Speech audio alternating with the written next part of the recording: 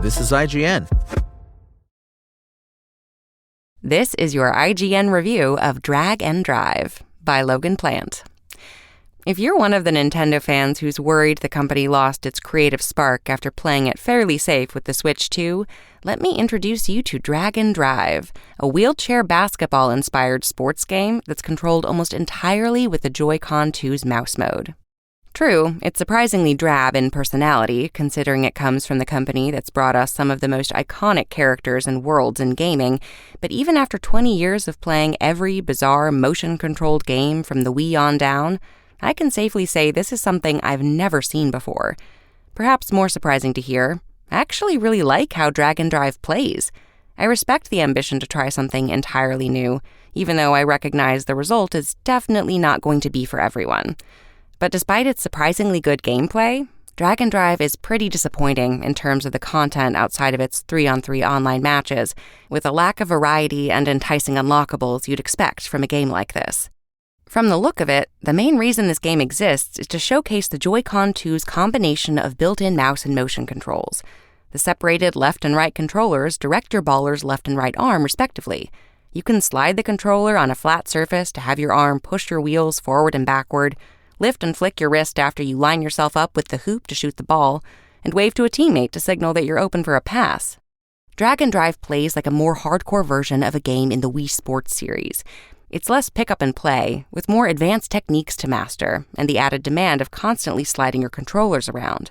If you hate Wii-era motion controls or any game that leaves your arm and wrists a little bit tired after extended play sessions, you should probably stay far away from this one. For the first hour or so, it didn't feel natural. It demands a lot of actions a game has never asked of me before. Usually games like Wii Sports rely on simple controls paired with automatic movement, but Drag and Drive puts you in complete control of your character, and I just wasn't used to it. And when things weren't going well, like when my opponent kept scoring and I hadn't yet learned how to stop it, the physicality of it all made for a steeper, more frustrating learning curve than just remembering which buttons to press on a traditional controller, an option that is entirely absent here. But as I practiced further, I started to really enjoy the way Drag and Drive plays.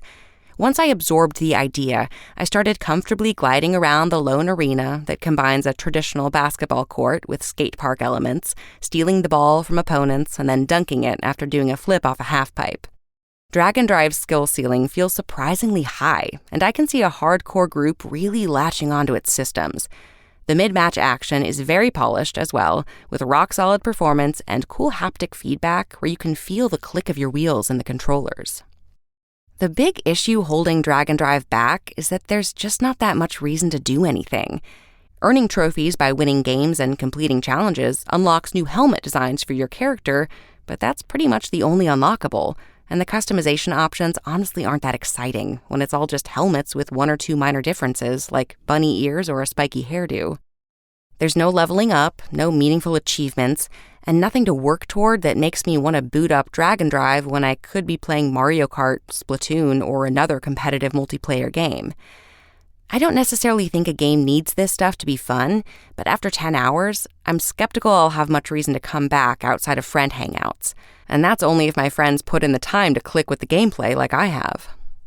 It also has to be said that it's ironic how, in a game that's clearly based on wheelchair basketball, there's no option to play with anything but these physically demanding motion controls, and the settings to adjust how they work are extremely limited. It's not exactly a poster child for accessibility in video games.